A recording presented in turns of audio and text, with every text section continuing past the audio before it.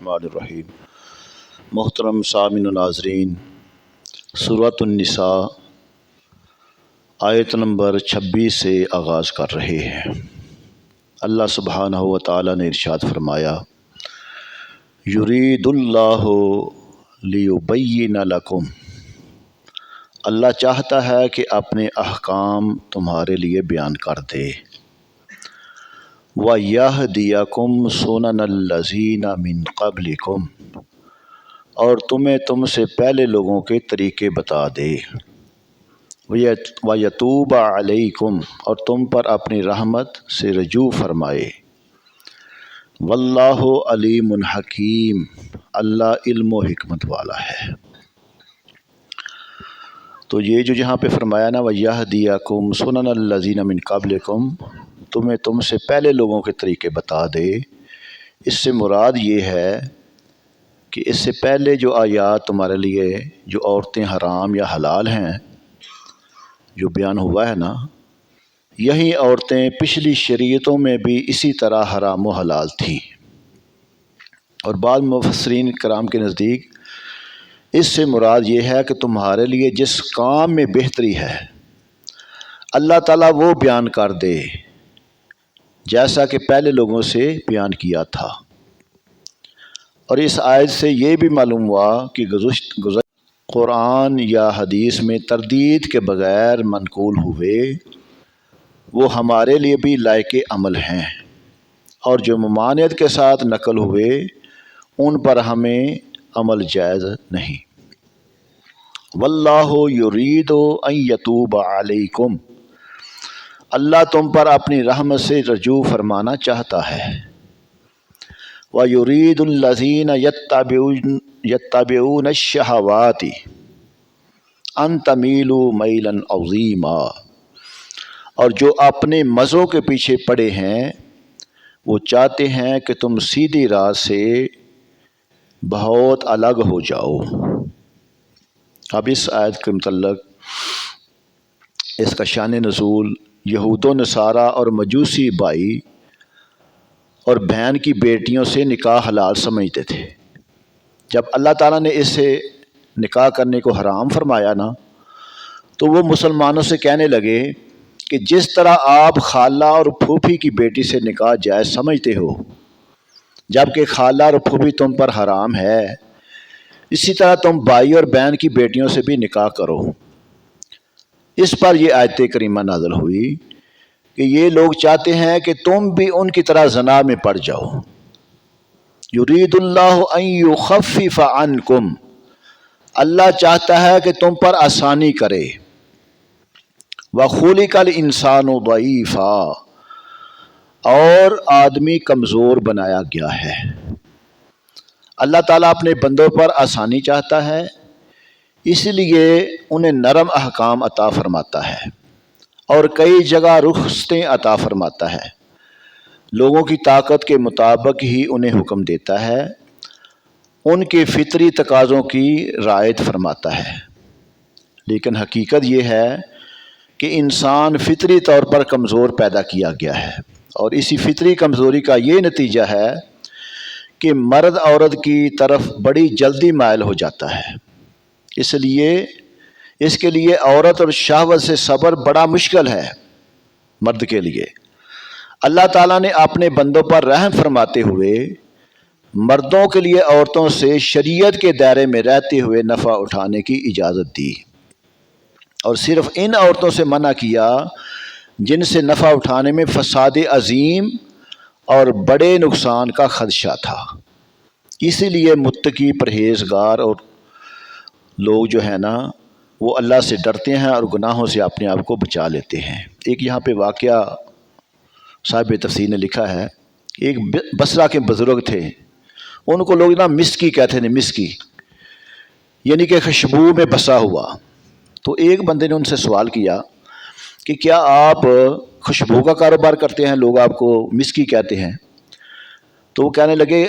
ایسا میں نے زندگی بھر کاروبار نہیں کیا، اصل بات یہ ہے کہ میں نے ایک تاجر کی دکان پہ کپڑے کا کاروبار میں وہاں پہ ملازم ہو گیا، تو ایک مرتبہ نہ کوئی ایک عورت نہ کپڑا خریدنے کے لیے آئی،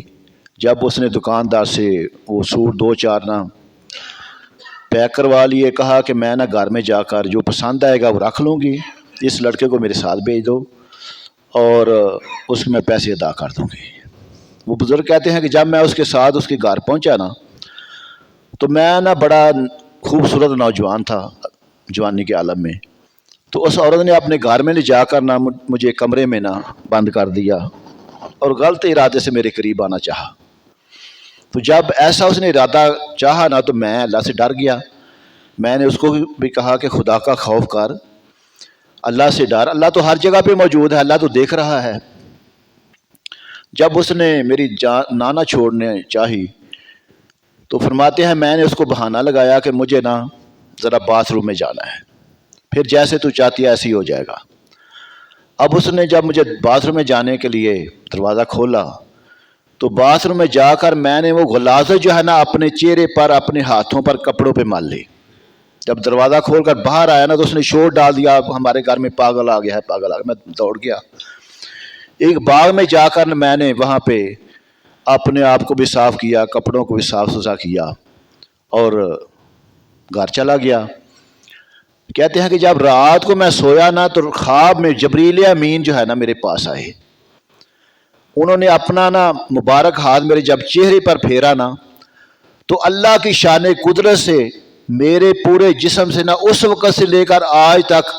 مشک کی خوشبو جو ہے نا وہ ابھی تک آ رہی ہے۔ تو یہ اس میں میرا کمال نہیں ہے، جو میں نے اللہ سے ڈر کر یہ عمل کیا تھا نا، اللہ پاک نے مجھ پہ یہ کرم نوازی فرمائی ہے۔ یا ایھا الذین آمنوا لا تاکلوا اموالکم بینکم بالباطل، اے ایمان والو آپس میں ایک دوسرے کے مال ناحق نہ کھاؤ، الا ان تکون تجارتا عن تراض منکم، مگر یہ کہ کوئی سودا تمہاری باہمی رضامندی کا ہو۔ اور فرمایا ولا تقتلوا انفسکم، اور اپنے آپ کو قتل نہ کر دو، ان اللہ کان بکم رحیما، بے شک اللہ تم پر مہربان ہے۔ باطل طریقے سے آپس میں ایک دوسرے کے مال نہ کھو، اس کا کیا معنی ہے؟ پہلے تو اللہ پاک نے نکاح کے ذریعے نفس میں تصرف کی وضاحت کے بعد اب مال میں تصرف کا شرعی طریقہ بیان کیا جا رہا ہے۔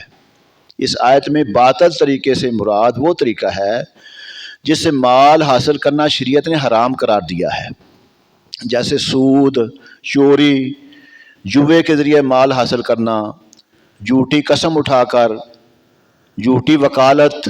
خیانت، غصب کے ذریعے مال حاصل کرنا، اور گانے بجانے کی اجرت اس طرح مال حاصل کرنا بھی حرام ہے۔ اور یوں ہی اپنا مال باطل طریقے سے کھانا یعنی گناہ و نافرمانی میں خرچ کرنا بھی اس میں داخل ہے۔ اور اس طرح رشوت کا لین دین کرنا، ڈنڈی مار کر سودا بیچنا، ملاوٹ والا مال فروخت کرنا، کسی کا قرض دبا لینا، ڈاکہ زنی، بتہ خوری اور ناپ تول میں کمی بیشی کرنا، یہ سارے مال حرمت میں آتے ہیں۔ اور اس کی حدیث مبارکہ میں بڑی مذمت بیان کی گئی ہے۔ عبداللہ بن مسعود رضی اللہ تعالیٰ عنہ روایت کرتے ہیں، نبی کریم صلی اللہ علیہ وسلم نے ارشاد فرمایا، جو بندہ مال حرام حاصل کرتا ہے اگر اس کو صدقہ کرے تو وہ قبول نہیں، خرچ کرے تو اس کے لیے اس میں برکت نہیں، اور اپنے بعد چھوڑ کر مرے تو جہنم میں جانے کا سامان ہے۔ اللہ تعالیٰ برائی سے برائی کو نہیں مٹاتا، ہاں نیکی سے نیکی برائی کو مٹا دیتا ہے، بے شک خبیث کو خبیث نہیں مٹاتا۔ ابو بکر روایت کرتے ہیں، نبی پاک صلی اللہ علیہ وسلم نے ارشاد فرمایا، اللہ تعالیٰ نے اس جسم پر جنت حرام فرما دی ہے جو حرام غذا سے پلا پڑا ہو۔ اللہ تعالیٰ ہمیں حرام مال سے محفوظ فرمائے۔ یہ جو فرمایا نا الا ان تکون تجارتا عن تراض منہم، مگر یہ کہ تمہاری باہمی رضامندی سے تجارت ہو، یعنی باہمی رضامندی سے جو تجارت کرو نا وہ تمہارے لیے حلال ہے۔ باہمی رضامندی کی کیا سے معلوم ہوا کہ خرید و فروخت کی وہ تمام صورتیں جن میں فریقین کی رضامندی نہ ہو تو وہ درست نہیں۔ اب جو مال فروخت کرنے والا ہے نا اس میں رضامندی ہوگی تو پھر وہ تمہارا سودا ٹھیک ہوگا۔ اب کسی کے مال کو غصب کر لینا، کسی کے جائیداد پہ قبضہ کر لینا، بعد میں اس کو تھوڑے بہت سے پیسے دے دینا، ایسا کرنا بھی یہ مسلمانوں کے لیے حلال نہیں ہے۔ آگے اللہ سبحانہ و تعالیٰ نے ارشاد فرمایا وَمَن يَفْعَلْ ذَلِكَ عُدْوَانًا ظُلْمًا فَسَوْفَ نُصْلِيهِ نَارًا وَكَانَ ذَلِكَ عَلَى اللَّهِ يَسِيرًا، اور جو ظلم و زیادتی ایسا کرے گا تو ان قریب ہم اسے آگ میں داخل کریں گے، اور یہ اللہ کو آسان ہے۔ یہاں ظلم و زیادتی کی قید اس لیے لگائی کہ جن صورتوں میں مومن کا قتل جائز ہے اس صورت میں قتل کرنا جرم نہیں، جیسے مرتد کو سزا میں یہ قتل کرنا بھی حکومت کے لیے جائز ہے، یا قاتل کو قصاص میں، یا شادی شدہ زانی کو سنگسار کرنے میں، یا ڈاکو کو مقابلے یا سزا میں، یا باغیوں کو لڑائی میں قتل کرنا، یہ سب حکومت کے لیے جائز ہے، جو امراء ہیں، جج وغیرہ جن کی اللہ پاک کی طرف سے ڈیوٹی لگی گئی ہے۔ اور فرمایا اجتنبوا کبائر ما تنہون عنہ، اللہ سبحانہ تعالیٰ نے فرمایا اگر کبیرہ گناہوں سے بچتے رہو جن سے تمہیں منع کیا جاتا ہے، نکفر عنکم سیئاتکم، تو ہم تمہارے دوسرے گناہ بھی بخش دیں گے، وندخلکم مدخلا کریما، اور فرمایا تمہیں عزت کی جگہ داخل کریں گے۔ اس سے پہلے والی جو آیات ہے نا، بعض کبیرہ گناہ کرنے پر وعید بیان کی گئی، اور اس آیت میں کبیرہ گناہوں سے بچنے پر وعدہ اللہ پاک فرما رہا ہے کہ اگر تم بچو گے تو تمہیں یہ انعام دیا جائے گا۔ اب کبیرہ گناہ کی تعریف یہ ہے کہ وہ گناہ جس کا مرتکب قرآن و سنت میں جس کو بیان کیا گیا ہے اور جس کی خاص اللہ تعالیٰ نے وعید جو بیان کر دی گئی ہے۔ اب حدیث مبارکہ میں کبیرہ گناہ کی تشریح اس طرح ہے کہ حضور اقدس صلی اللہ علیہ وسلم نے ارشاد فرمایا اللہ تعالیٰ نے کچھ فرائض مقرر کیے ہیں، لہذا تم انہیں ہرگز ضائع نہ کرو، کچھ چیزیں حرام کی ہیں انہیں ہرگز ہلکا نہ جانو، کچھ حدیں قائم کی ہیں تم ہرگز ان سے تجاوز نہ کرو، اور اس نے تم پر رحمت فرماتے ہوئے جان بوجھ کر کچھ چیزوں کے متعلق کچھ نہیں فرمایا تو ان کی جستجو نہ کرو۔ حضرت ابو ہریرہ رضی اللہ تعالیٰ سے روایت ہے حضور اقدس صلی اللہ علیہ وسلم نے ارشاد فرمایا جب بندہ کوئی گناہ کرتا ہے تو اس کے دل پر ایک سیاہ نقطہ لگا دیا جاتا ہے، جب وہ اس گناہ سے باز آ جاتا ہے اور توبہ استغفار کر لیتا ہے تو اس کا دل صاف ہو جاتا ہے، اور اگر وہ پھر گناہ کرتا ہے تو وہ نقطہ بڑھتا ہے یہاں تک کہ پورا دل ہی سیاہ ہو جاتا ہے۔ اب کبیرہ گناہ کی جہاں پہ صاحب تفسیر نے علیحدہ لکھ دی ہیں کون کون سے کبیرہ گناہ ہیں۔ فرمایا اللہ تعالیٰ کے ساتھ کسی کو شریک ٹھہرانا یہ بھی کبیرہ گناہ ہے، ریاکاری، کینہ، حسد، تکبر، خود پسندی میں مبتلا ہو جانا، تکبر کی وجہ سے مخلوق کو حقیر جاننا، بدگمانی کرنا، دھوکہ دینا، برا لالچ، ہیرس،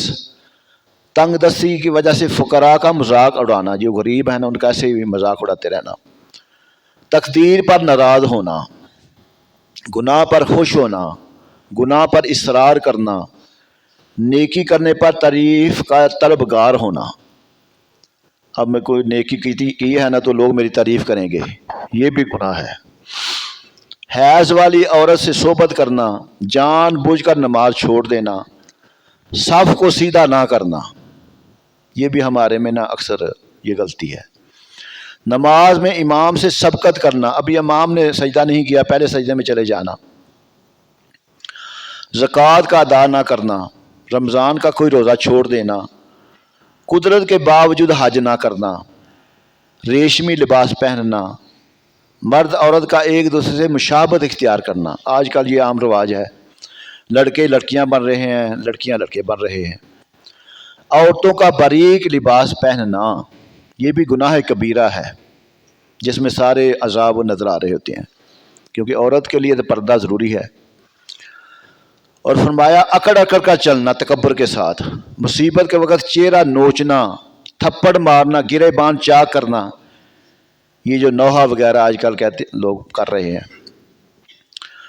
مقروض کو بلا وجہ تنگ کرنا، سود لینا دینا، حرام ذرائع سے روزی کمانا، ذخیرہ اندوزی، شراب بنانا پینا بیچنا، ناپ تول کمی کرنا، یتیم کا مال کھانا، گناہ کے کام میں مال خرچ کرنا، مشترکہ کاروبار میں ایک شریک کا دوسرے سے خیانت کرنا۔ اب دو آدمی نے اکٹھا کاروبار کیا ہے، اب ایک نام اس سے بچا کے علیحدہ اپنے پیسے اکٹھے کر رہا ہے۔ غیر کے مال پر ظلماً قابض ہو جانا، اجرت دینے میں تاخیر کرنا، امانت میں خیانت کرنا، یہ ایسے چند احوال جو بیان کیے گئے، یہ کبیرہ گناہ ہے۔ اگر جو اللہ تعالیٰ نے فرمایا نکفر عنکم سیئاتکم، ہم تم سے دوسرے گناہ مٹا دیں گے، ارشاد فرمایا کہ اگر تم کبیرہ گناہوں سے بچتے رہو اور اس کے ساتھ دیگر عبادات بچا لاتے رہو گے تو ہم تمہارے دوسرے صغیرہ گناہوں کو اپنے فضل سے معاف فرما دیں گے۔ وَلَا تَتَمَنَّوْا مَا فَضَّلَ اللَّهُ بِهِ بَعْضَكُمْ عَلَىٰ بَعْضٍ، اور تم اس چیز کی تمنا نہ کرو جیسے اللہ نے تم میں سے ایک کو دوسرے پر فضیلت دی۔ یہ توجہ سے سماعت فرمانا۔ لِلرِّجَالِ نَصِیبٌ مِّمَّا اکْتَسَبُوا، اور فرمایا مردوں کے لیے ان کے اعمال کا حصہ ہے۔ وَلِلنِّسَاءِ نَصِیبٌ مِّمَّا اکْتَسَبْنَا، اور عورتوں کے لیے ان کے اعمال کا حصہ ہے۔ وَاسْأَلُوا اللَّهَ مِن فَضْلِهِ، اللہ سے اس کا فضل مانگو۔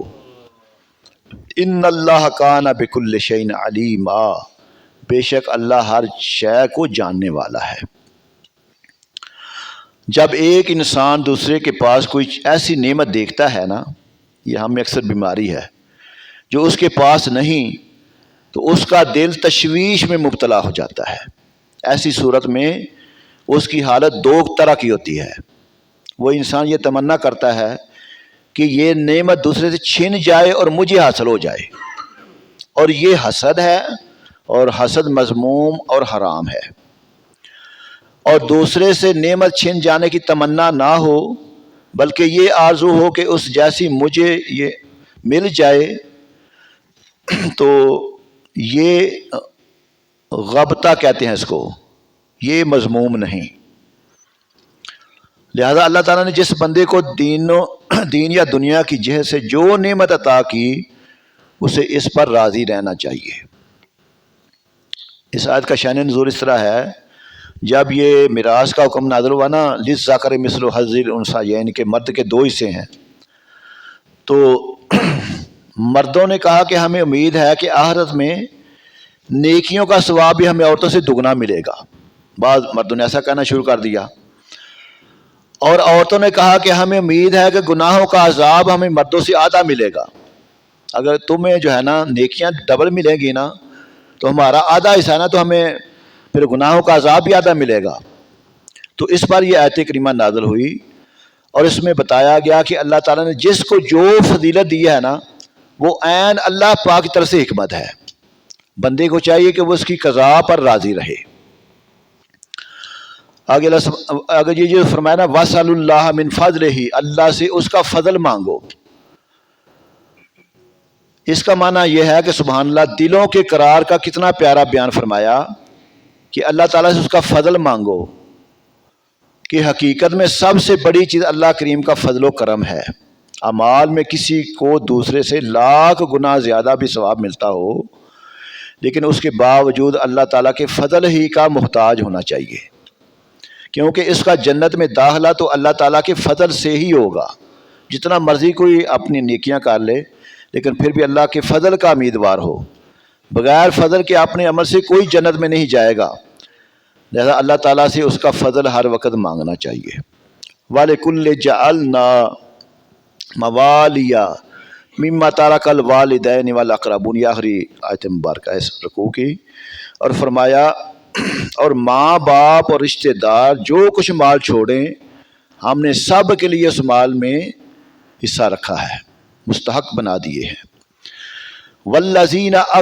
عقدت ایمانکم فآتوہم نصیبہم، اور فرمایا جن سے تمہارا معاہدہ ہو چکا ہے انہیں ان کا حصہ دو۔ ان اللہ کان علی کل شیء شہیدا، اور فرمایا بے شک اللہ ہر شے پر گواہ ہے۔ والذین عقدت ایمانکم، اور جن سے تمہارا معاہدہ ہو چکا ہے، اس سے عقد موالات مراد ہے۔ اس کی صورت یہ ہے کہ ایسا شخص جس کا نسب مجہول ہو اور وہ دوسرے سے یہ کہے کہ تو میرا مولا ہے، یعنی کہ تو میرا وارث ہے، میں مر جاؤں تو تو میرا وارث ہوگا، اور میرا میں کوئی جرم کروں تو تو اس کی دیت دے گا، اور دوسرا کہے میں نے قبول کیا، اس صورت میں یہ عقد صحیح ہو جاتا ہے اور قبول کرنے والا وارث بن جاتا ہے، اور دیت بھی اس پر آ جاتی ہے، اور دوسرا بھی اسی طرح سے مجہول النسب ہو، یعنی ایک بندہ ہے نا، اس کے والدین وغیرہ بھی نہیں ہے،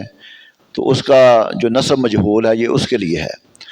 اور یہ بھی قبول کرے تو اس میں سے ہر ایک دوسرے کا وارث ہے اور اس کی دیت کا ذمہ دار ہوگا۔ یہ عقد ثابت ہے اور صحابہ کرام نے اس کے قائل ہیں۔ تو اللہ سبحانہ و تعالی ہمیں قرآن پاک کے احکامات کو سمجھ کر عمل کرنے کی توفیق عطا فرمائے۔ الصلاۃ والسلام